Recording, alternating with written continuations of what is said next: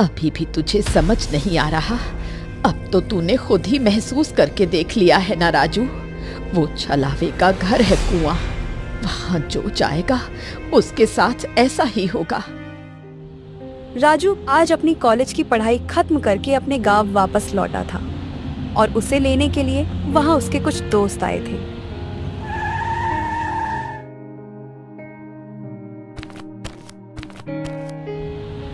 अरे शहर से आया यार मेरा राजू भाई, देख इधर। ये दे, कितने दिनों बाद आया है यार तू। हाँ रे, तुझे देखने के लिए तो हमारी आंखें तरस गई। ए, शहर जाकर बड़का शहरी बाबू हो गया है रे। अरे दोस्तों, अब तो आ गया हूँ ना वापस, और अब कुछ महीने यहीं रहूंगा। हाँ सुना रे संजू, कुछ महीने रहेगा, मतलब वापस फिर शहर चला जाएगा। अब यार शहर से पढ़ाई करी है तो नौकरी भी तो शहर जाकर ही करनी पड़ेगी ना रे बाबा, वरना पढ़ाई तो व्यर्थ जाएगी ना रे। अरे अच्छा चल छोड़, अभी अभी तो आया है और अभी अभी जाने की बातें, ये सब छोड़, घर चल। दादी तो दरवाजे पर ही बैठी होगी तेरी राह देखते हुए। राजू अपने दोस्तों के साथ बातें करते हुए घर पहुंचता है। उसकी दादी दरवाजे पर ही खड़ी थी। हाय मेरा लड़का, कितने दिनों बाद देखने को मिल रहा है रे तू। राजू खुशी से अपनी दादी की तरफ बढ़ता है, तभी बीच रास्ते से एक बिल्ली गुजर जाती है। रुक जा। अरे दादी, इतना तेज क्यों चिल्लाई? बाप रे बाप, मुझे तो डरा ही दिया था। क्या हो गया? अरे नहीं नहीं, इधर से मत आ, जा पीछे के दरवाजे से घर के अंदर आ। काली बिल्ली मनहूस ने रास्ता काट दिया है। क्या? काली बिल्ली ने रास्ता काट दिया? ओफो दादी, तुम अभी भी ऐसे अंधविश्वासों में भरोसा करती हो। ये सब कुछ नहीं होता दादी, अब बेचारी बिल्ली कहीं जा रही होगी, इसमें उसकी क्या गलती कि उसके और मेरे जाने का रास्ता एक ही है। अब वो पहले निकल गई तो क्या कर सकते हैं। मस्खरी बंद कर राजू, और जितना कहती हूँ उतना कर, पीछे के रास्ते से अंदर आ। दादी की जिद के आगे राजू ने हार मान ली और वो चुपचाप पीछे के रास्ते से घर के अंदर आया।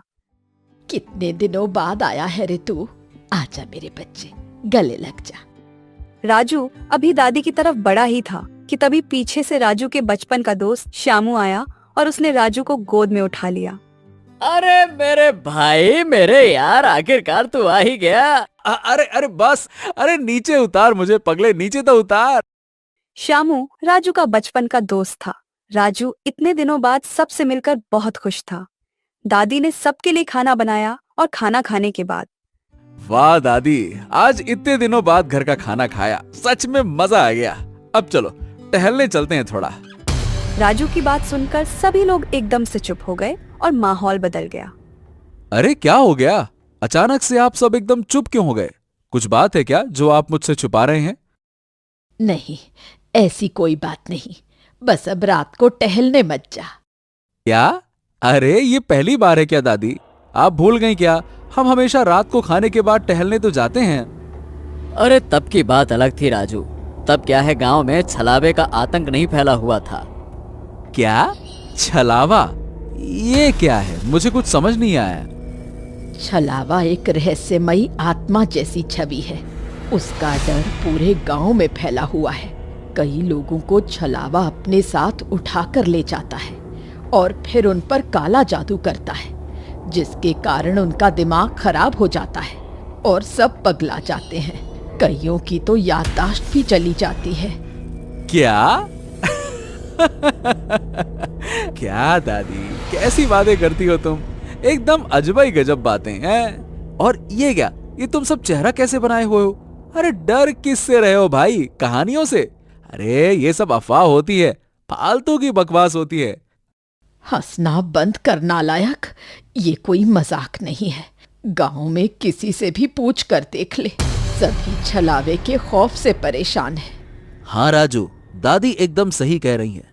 इस बार ये कोई अफवाह नहीं है, एकदम पक्की बात है। छलावा सच है।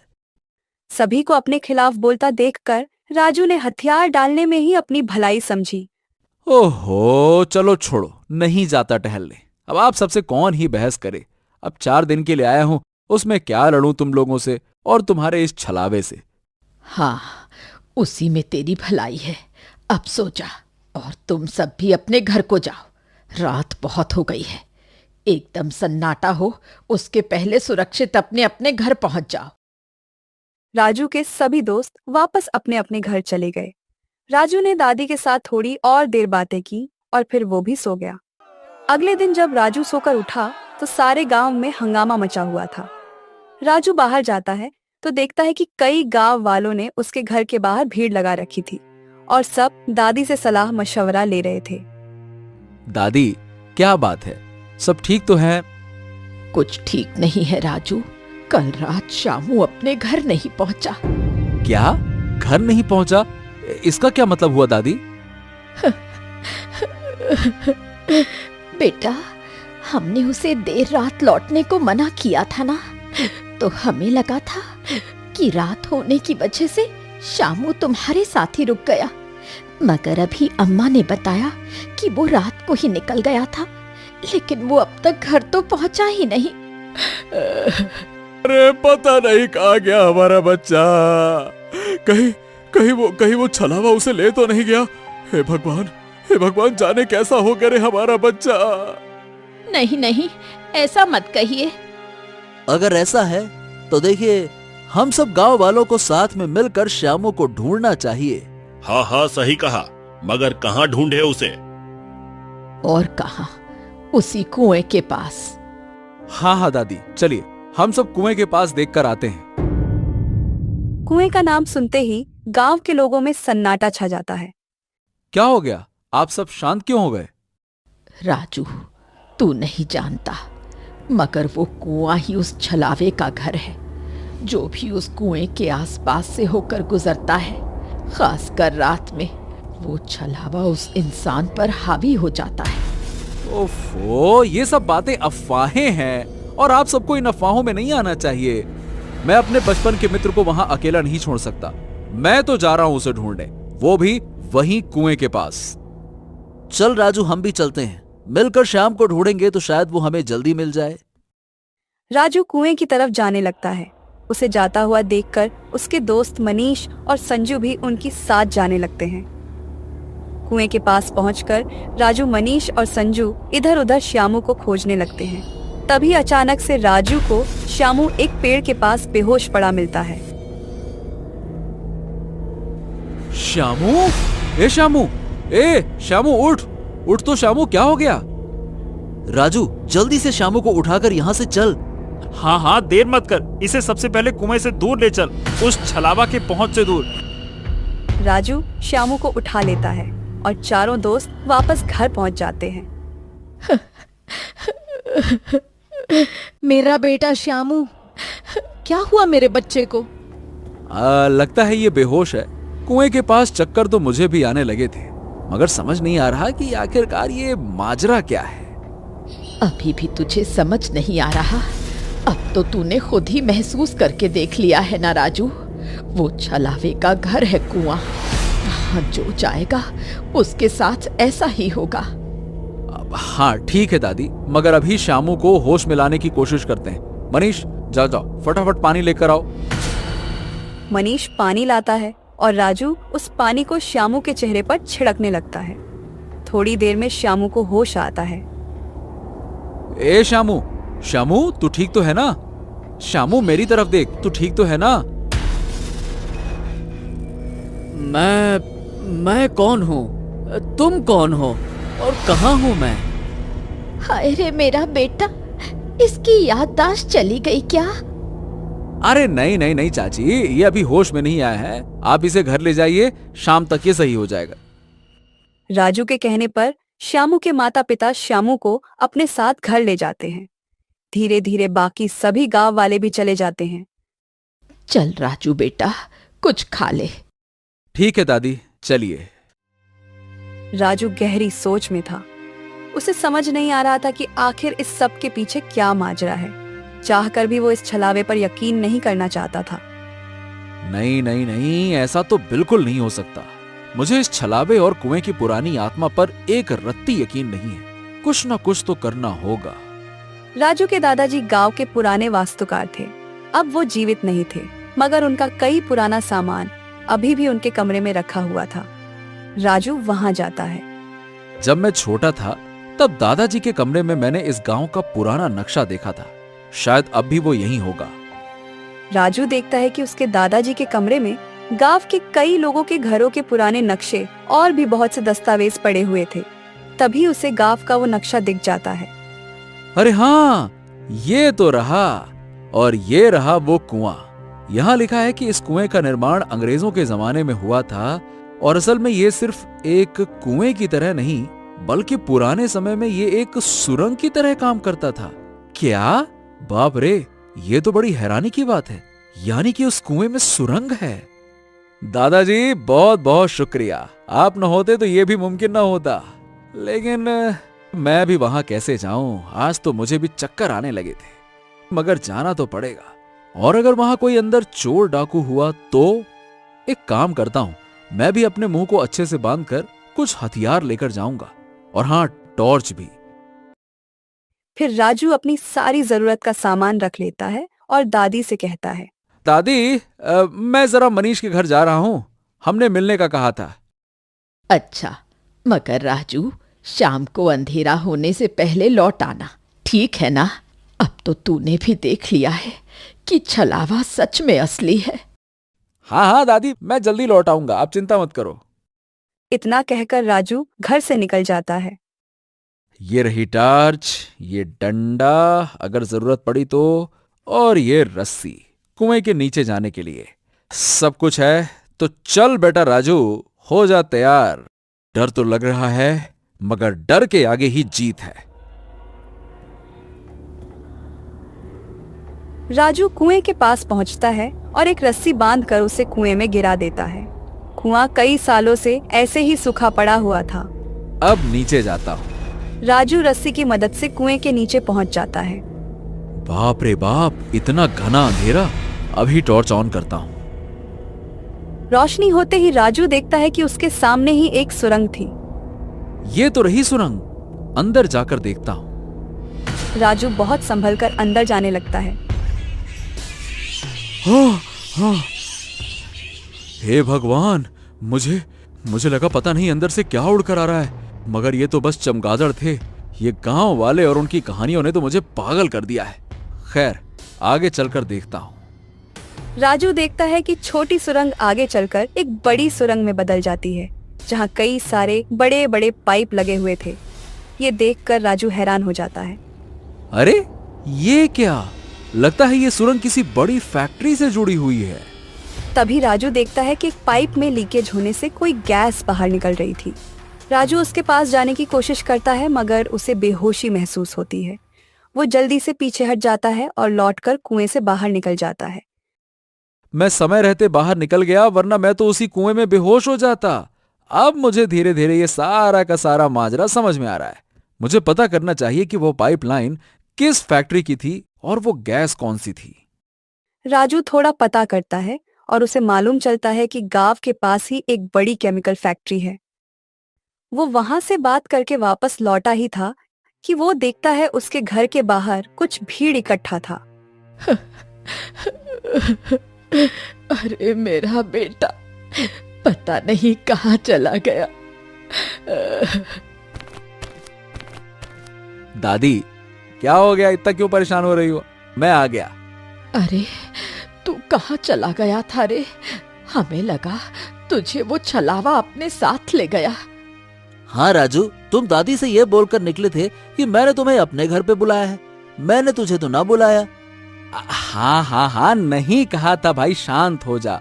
अब मेरी बात ध्यान से सुनिए। मैं मनीष के घर नहीं बल्कि उस कुएं के अंदर गया था। राजू की यह बात सुनकर सभी गांव वाले चौंक जाते हैं। क्या? कुएं के अंदर?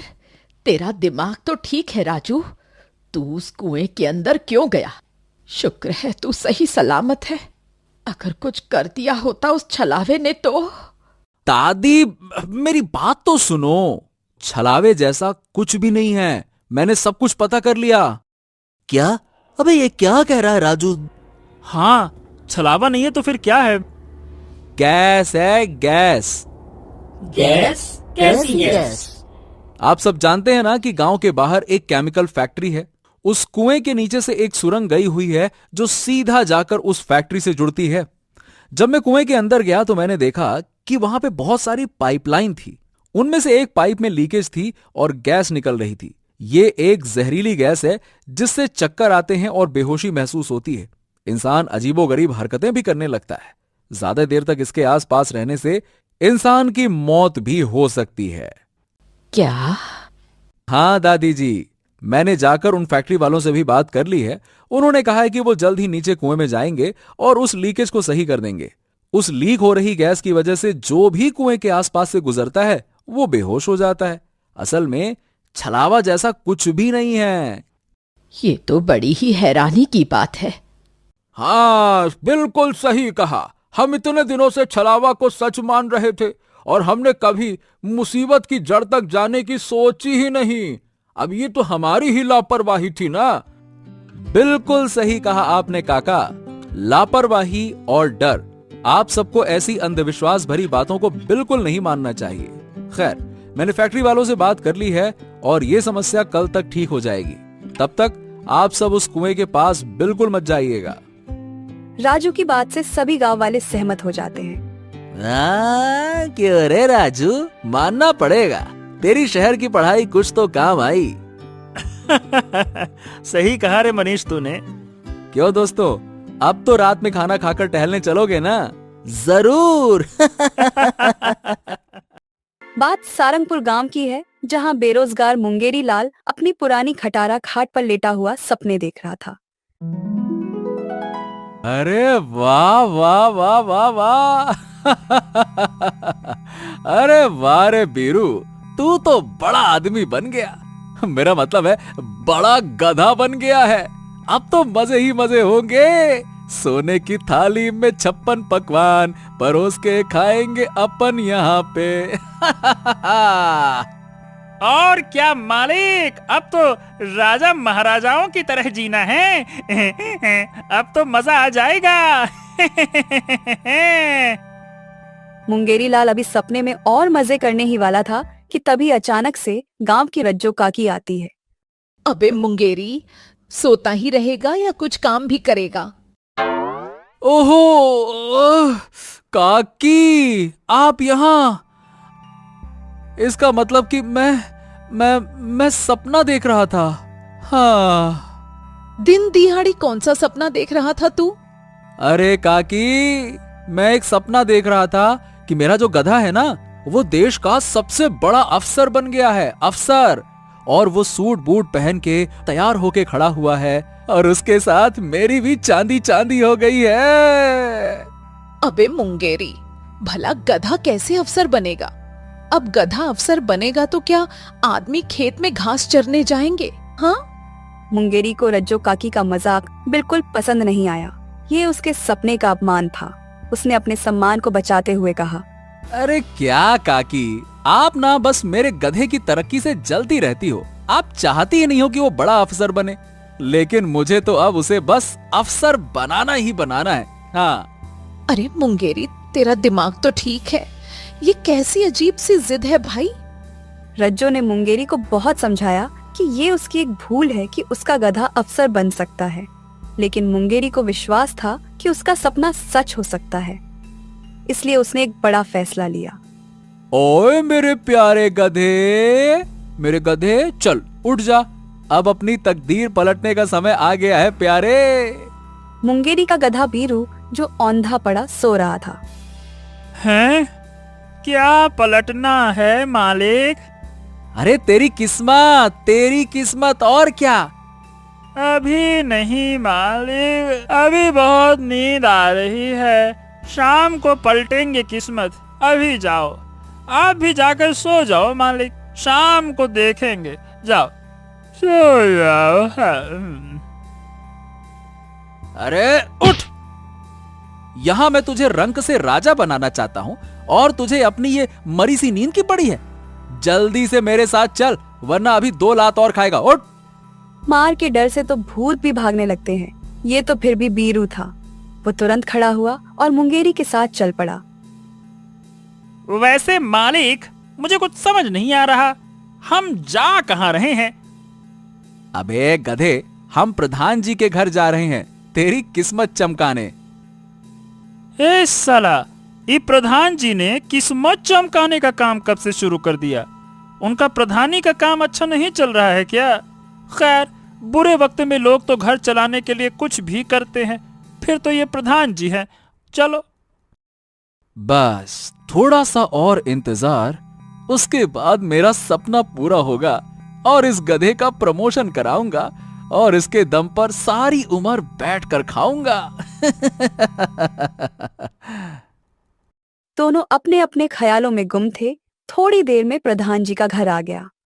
मुंगेरी को देखकर प्रधान जी बोले, अरे क्या बात है, बड़े दिनों के बाद आए हो मुंगेरी, बताओ कैसे आना हुआ? मुंगेरी झट से अपने गधे को प्रधान जी के सामने किया। राम राम प्रधान जी, राम राम। ये देखो, ये है मेरा बीरू, मतलब मेरा गधा। आप इसका प्रमोशन कर दो बस। मुंगेरी की बात सुनकर वहां खड़े सभी हंसने लगे। अरे हंसो मत, मैं एकदम सच कह रहा हूं। गधे का प्रमोशन? अरे ये कोई सरकारी अफसर है क्या? अरे ये कैसी बहकी बहकी बातें कर रहा है तू मुंगेरी? सुबह सुबह भांग खा क्या है या फिर धतूरा है? मुंगेरी की दलीलें प्रधान जी के आगे नहीं चली और वो एक मजाक बन गया। इसलिए वहां से उसे खाली हाथ ही वापस घर जाना पड़ा। लेकिन मुंगेरी ने ठान लिया था कि वह अपने गधे को कुछ खास बनाकर रहेगा। ये सब लोग मुझसे जलते हैं, मेरे गधे की तरक्की होते हुए देखना ही नहीं चाहते हैं। कोई बात नहीं, मैंने भी फैसला कर ही लिया है, अब मैं पीछे नहीं हटूंगा। कुछ तो ऐसा करना पड़ेगा जिससे कि मेरे गधे को लोग कमाल का गधा मानने लगे। मुंगेरी रात भर खाट पर पड़ा हुआ बस दिमाग दौड़ाता रहा और उसकी आंख लग गई। लेकिन सुबह वो एक शानदार उपाय के साथ तैयार था। ओए बीरू, चल, अरे उठ, चल उठ। क्या मालिक, फिर से किस्मत चमकाने कहीं जाना है क्या? अबे हाँ हाँ, बिल्कुल ठीक कहा तूने। अब चल उठ, जल्दी से चल। मुंगेरी ने आज अपने गधे बीरू का मेकओवर ही कर डाला और काला चश्मा पहनाकर सीधा बाजार ले गया। बाजार में खड़े लोग ये दृश्य देखकर चौंक गए। मुंगेरी ने एक लाउड स्पीकर लिया और बीरू की पीठ पर बैठकर घोषणा करने लगा, ये रहा मेरा बीरू, ये कोई आम गधा नहीं है, ये है गांव का सबसे होनहार, सबसे होशियार और सबसे शानदार गधा। है क्या कोई इसकी टक्कर का? अरे नहीं भाई, नहीं नहीं, तुम्हारे शानदार होशियार गधे की टक्कर में कोई नहीं है, और मैं तो कहता हूं तुम्हारे टक्कर में भी कोई नहीं है और कोई बन भी नहीं पाएगा।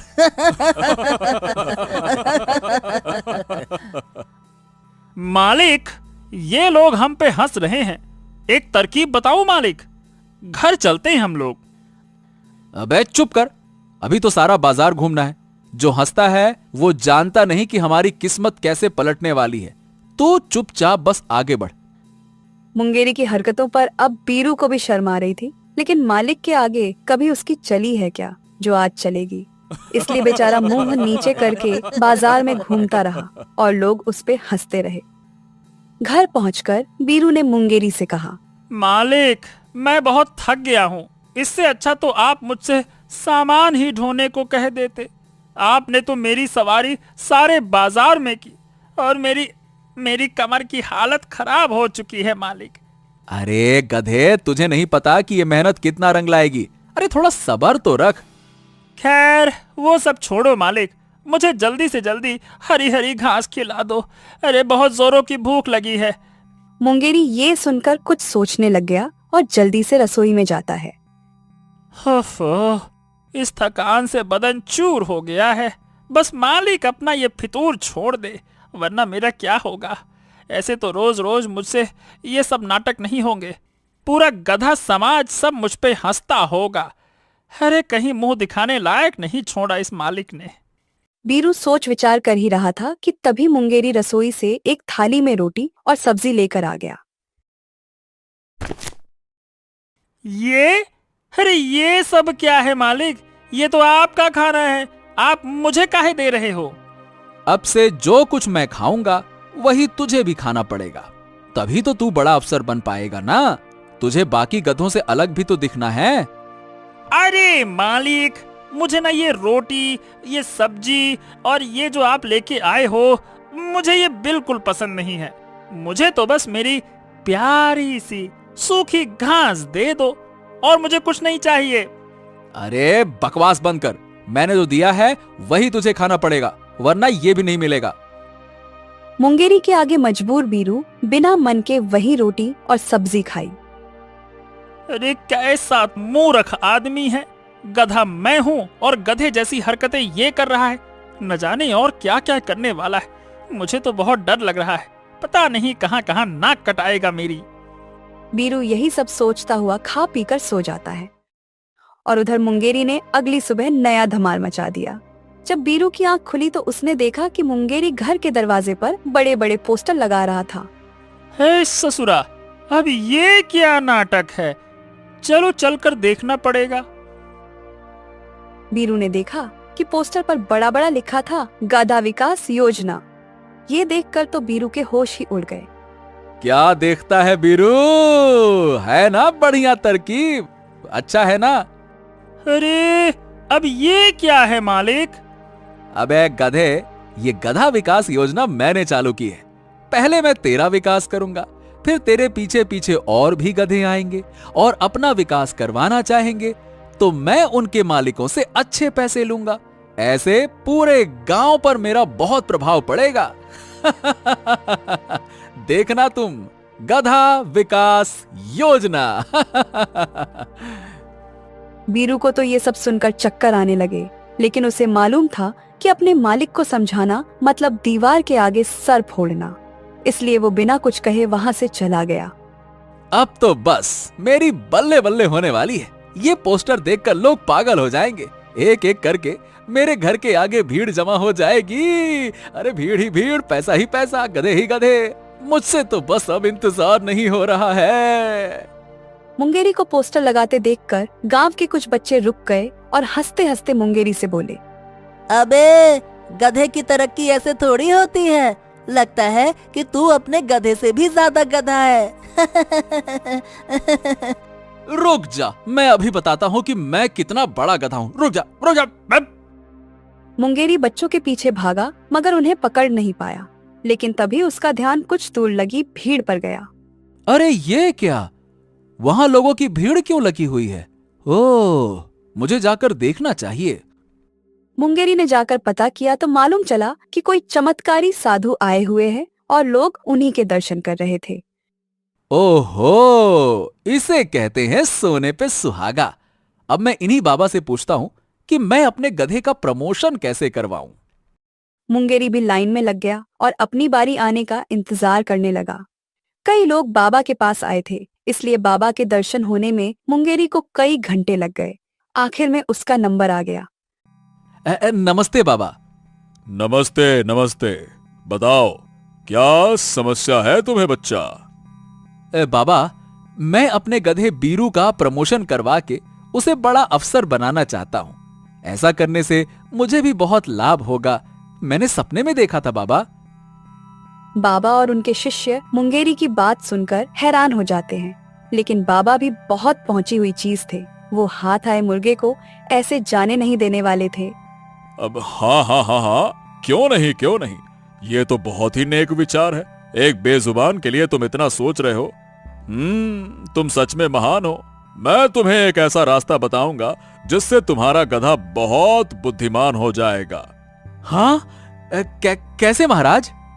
बस अपने गधे को रोज दूध और बादाम खिलाओ और वो इंसानों की तरह समझदार हो जाएगा। जैसे ही लोग गधे को इंसानों की तरह समझदारी करते देखेंगे, झट से उसे महान मानने लगेंगे।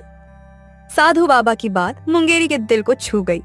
अरे वाह बाबा जी, वाह वाह वाह वाह, आप तो बहुत ही बुद्धिमान हैं। आपकी जय हो। अब तो मेरे गधे को महान बनने से कोई नहीं रोक पाएगा। हाँ। मुंगेरी इतना खुश था कि दक्षिणा दिए बिना ही जाने लगा। अरे बेटा, हमने तुम्हें तुम्हारी समस्या का हल तो बता दिया ना, फिर हमारी दक्षिणा वो कहाँ है? तुम यहाँ से बिना दान दिए ही खिसक रहे हो। दान करो। क्या बाबा आप भी? अभी तो आपने बस हल बताया है। अरे जरा ठहर जाइए, बस एक बार मेरे गधे का प्रमोशन तो हो जाए तो सबसे पहले आपको ही प्रसाद चढ़ाऊंगा। अभी तो उसके लिए दूध और बादाम भी तो लेना है ना। बड़ा खर्चा है बाबा, बड़ा खर्चा। इतना कहकर मुंगेरी वहां से चला गया और बाबा ठगे से रह गए। उनके शिष्यों ने भी ये नजारा पहली बार देखा था। मुंगेरी बाजार जा पहुंचा और सारी जेब झाड़कर दूध और बादाम घर ले आया। अरे मेरे प्यारे दुलारे बीरू, कहाँ है रे तू प्यारे बीरू? आजा आजा आजा, देख मैं तेरे लिए क्या लेकर आया हूँ। बीरू को लगा कि फिर से कोई नौटंकी होगी, लेकिन इस बार तो कुछ अलग ही था। अरे वाह मालिक, ये सब मेरे लिए है क्या? और नहीं तो क्या गधे, और किसके लिए होगा? तू ही तो मेरा हुक्म का इक्का है रे। तू ये सब खा पी कर एकदम समझदार बन जा बस। मुंगेरी ने अपने हिस्से का दूध गधे को पिला दिया और बादाम भी खिला दिए। बीरू ने बहुत चाव से दूध और बादाम का आनंद उठाया। अब तो उसके मजे के दिन चालू थे। अरे वाह, अब मालिक की बेवकूफी से मुझे फायदा होने लगा है। अगर रोज दूध और बादाम मिलने वाले हैं तो ये बेवकूफी चालू ही रहे तो अच्छा होगा। उधर दरवाजे के पास खड़ी रज्जो काकी ने ये नजारा देख लिया। मैं तो इसके हाल चाल पूछने आई थी, लेकिन यहाँ तो माजरा बहुत गजब का लग रहा है। ये तो सबको बताना ही पड़ेगा। देखते ही देखते रज्जो काकी ने जाकर पूरे गांव में ये खबर फैला दिया कि मुंगेरी पागल हो गया है। शाम तक सारे गांव में बात जंगल की आग की तरह फैल गई। लोग मुंगेरी को जहां देखते उस पर हंसना शुरू कर देते। अरे वो देखो, वो जा रहा है गधों का देवता। और नहीं तो क्या, अरे अपने गधों को इंसानों से आगे ले जाने के लिए वो क्या कुछ नहीं कर रहा। गधों की दुनिया में इसका खूब नाम होने वाला है। मूर्ख कहीं के, इन्हें पता नहीं है कि मैं कितना बड़ा काम कर रहा हूं, इसीलिए तो मेरा मजाक उड़ा रहे हैं ना। जिस दिन मेरा गधा अफसर बन गया उस दिन मेरे पास हाथ जोड़कर माफी मांगने आओगे, देख लेना। मुंगेरी भी अपनी अकड़ में था और गधे के समझदार होने का इंतजार कर रहा था। बाजार के सबसे अच्छे बादाम खिला रहा हूं अपने बीरू को। अब देखना, ये गधा इंसानों से ज्यादा होशियार बन जाएगा और फिर होंगे मेरे सारे सपने पूरे। मुंगेरी मेहनत करता रहा और हफ्ते भर बाद गधा वहीं का वहीं था, लेकिन अब वह ज्यादा मस्त मौला हो गया था। अब वह काम करने की बजाय धूप सेंकने में लगा रहता।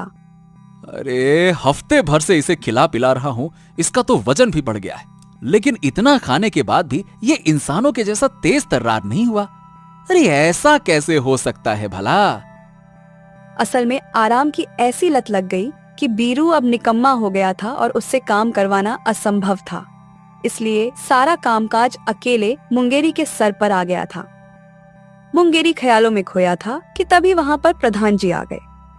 क्या बात है मुंगेरी लाल, किसी गहरे ख्याल में डूबे नजर आ रहे हो? हमें भी तो बताओ जरा। वैसे भी तुम बहुत कमाल की बातें करते हो आजकल। अरे हाँ, प्रणाम प्रणाम प्रधान जी। आप कब आए? वो मैं बस इस गधे के बारे में सोच रहा था। ये अभी तक वैसा का वैसा ही है। मैंने इसे दूध बादाम खिला खिलाकर होशियार बनाने में कोई कसर तो छोड़ी नहीं है। नहीं तो मुझे तो बदलाव साफ नजर आ रहा है। क्या तुम्हें नहीं दिखता क्या? ये सुनकर मुंगेरी के मन में कुछ उम्मीद जगी। उसे लगा कि शायद उसके गधे में कुछ बदलाव है और वो ध्यान नहीं दे पाया। उसने खुशी से प्रधान जी से पूछा, क्या सच में? मुझे भी बताइए ना, क्या बदलाव है? मैंने शायद ध्यान न दिया होगा। आपको दिख रहा है तो आप ही बता दीजिए। अरे पहले तो ये चल फिर भी लेता था, अब तो पूरी तरह अफसर बन गया है। ठीक वैसे ही जैसा तुम चाहते थे, आराम से पड़ा रहता है। मुंगेरी को ये सुनकर चक्कर आने लगे।